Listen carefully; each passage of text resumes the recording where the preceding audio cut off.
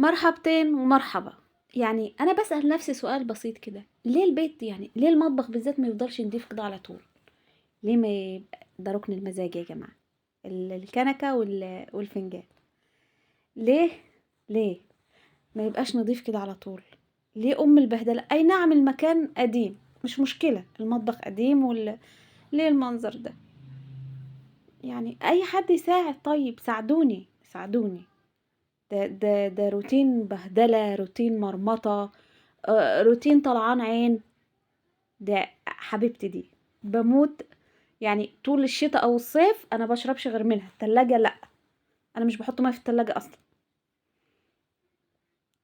يعني الميه فيها بيبقى لها طعم مختلف تماما، ويا سلام لو زير بقى، بس يا خساره مفيش. هنا معانا ومعاكم الشيف محمد، قرر ان هو يجهز العشاء النهارده.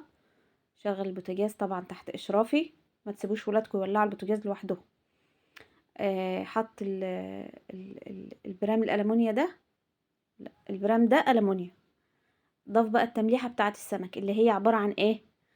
خضرة، فلفل أخضر، توم، طماطماية، ملح وكمون ونقطتين زيت، واضربيهم ضربتين 3 كده في الخلاط. احنا عندنا بنشوي السمك بدري، فبنيجي ساعة الأكل بنعمله بالتمليحة دي، بنغلي المية دي ونسقط السمك فيها ونطلعه، بيبقى طعمه خطير بصراحة. وده طاجن رز طبعا لا يعلى عليه. طبعا رز ولبن وشوية زيت صغيرين ومعلقة سمنة بلدي، مطلع لكم المنظر التحفة اللي قدامكم ده.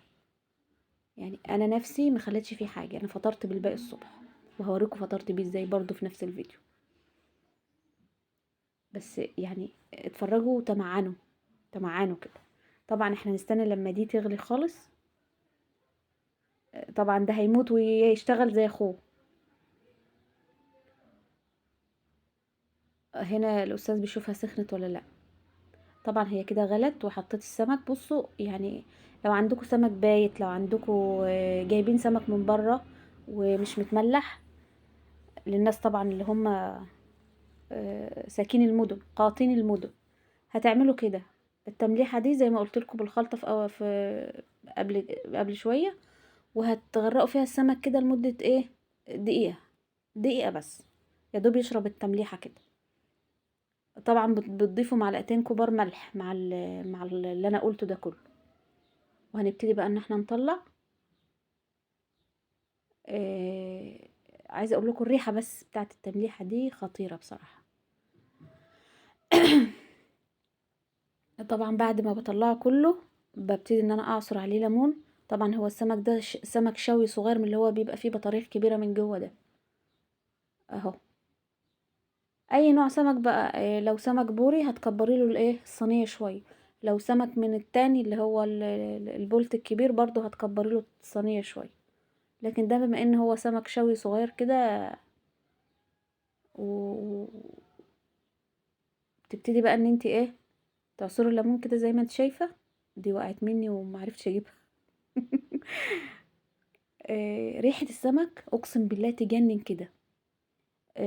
طبعا في ناس بتشوي في الفرن البلدي وبيطلعوا على التمليحه على طول. هنا عشان بنولع ورا بعض، فيعني ايه بنختصر الوقت شويه. طبعا هنا بعد ما جهزنا بقى الخيار والسلطه، الرز ريحته تجنن وطعمه بصراحه احلى. السمنه البلدي النطره على لون الرز مخلياه مدي على صفار كده، طعمه خطير.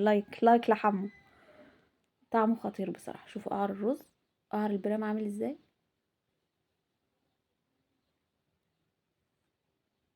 السمك طبعا بيناديني، اسد ينادي فهد. الحياه في الارياف على قد ما هي متعبه، على قد ما انت بتلاقي كل اللي انت عايزه. يعني حياتنا في الاكل وفي الشرب وفي الحاجات دي سهل شويه عن حياه المدن، بس متعبه في الشغل. آه لايك بقى واشتركوا في القناة عشان يوصلكوا كل ما هو جديد عن حياة الأرياف. يا جدعان خلاص خلصنا.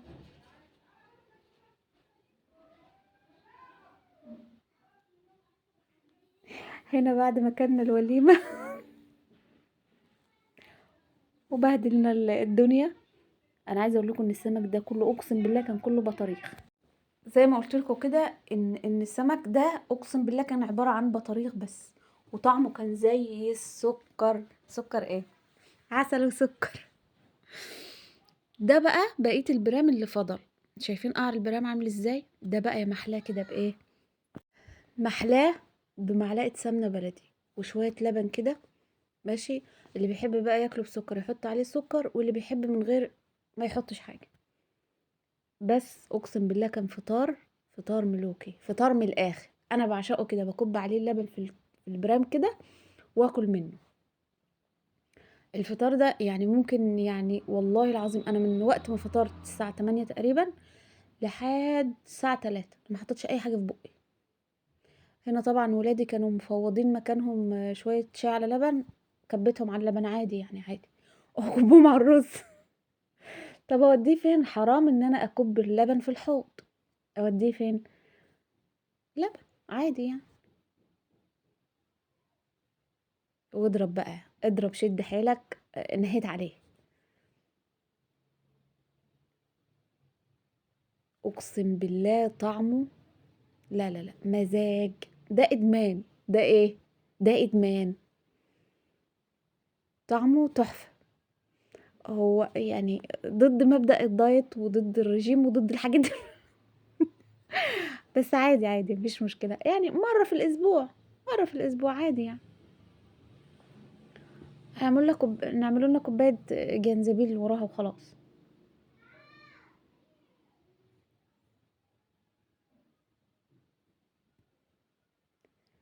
ولايك وشير، وعشان يوصلكوا كل ما هو جديد. والسلام عليكم ورحمة الله وبركاته.